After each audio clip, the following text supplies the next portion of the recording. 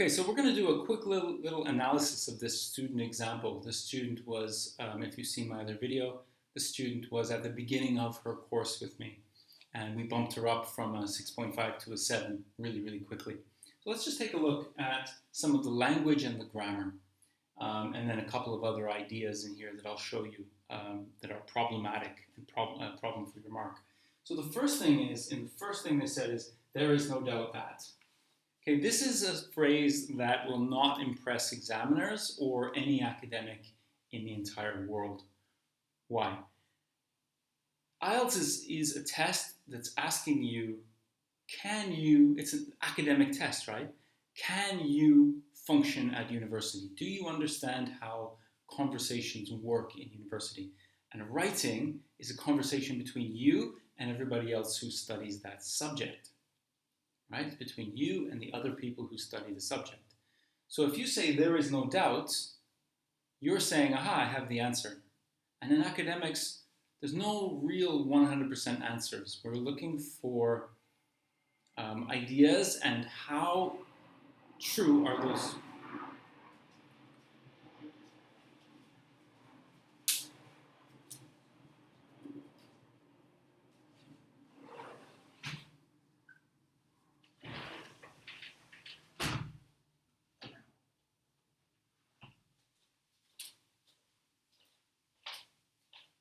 Okay, let's try again. Hello guys, I'm going to show you a few key points here about vocabulary, grammar, and academic language. This is going to help boost your score. So the first thing we're going to look at is this very first phrase in this student example. It says, there is no doubt that. This is a problem because in academics, and this is the academic IELTS, which is testing you to see if you can go to university and write, and go to university and understand the conversations in university about topics. And they're conversations. So some ideas, and then another person has their idea, and you can have a talk. But in writing, you write it, and the other person reads it, and then they respond. This is how academics work, okay? So this writing goes to other people, they see it, and they think, right, at university. So IELTS is testing, can you talk about things in an academic way? And if you say there is no doubt that, it's like, 100%, we have a conclusion. But this is really rare in academics. In academics, we look at possibilities. So avoid these phrases that are absolute. There is no doubt that. Maybe it's true. Maybe. But don't write it. Because it looks like you don't understand that there's a conversation going on. Okay? So avoid this. Now, there is no doubt that the internet has revolutionized the means of communication, and as a result, the world has become a smaller place. It's starting off with a very long sentence. Okay, I like to start my students off with something short. So, the internet has revolutionized the means of communication. So, I'll just put a period there. Now, we talked in another video about this being off topic, but just for sake of grammar, nice, clear, short sentence to begin with. And make it short, make it simple.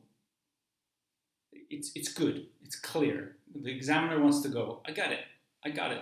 Every sentence he or she should be thinking, okay, I understand you. Because writing is about communication.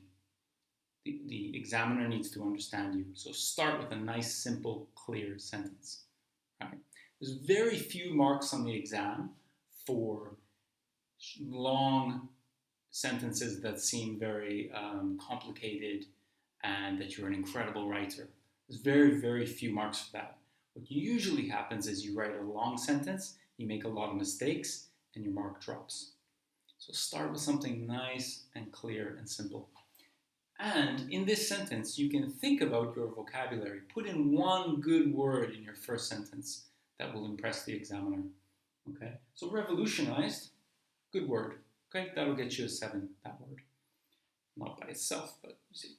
Okay. So, however, I believe that the recent trend of spending too much time on social media has negatively affected social interaction, but it's long, it's too long. Okay? We want subject, verb, object, nice and clear. Okay? This essay will highlight adverse effects of internet on socialization. That's nice and clear. That's what we want. And we've taken this despite out. Okay. Adverse effects, good language. Okay. So a lot of students, and probably you watching, have good language like this. But you're also doing things like this and this, which are too long, and you're trying to put too many ideas in a sentence. One idea, maybe two ideas. So one idea and a bit of a change to it, or two ideas maybe. That's enough. Okay? So keep your sentences nice and clear and nothing absolute. We will examine, right? So this essay will examine the adverse effects. We'll highlight the adverse effects. Good. There is no doubt that? No. There's always doubt. Okay? Very good.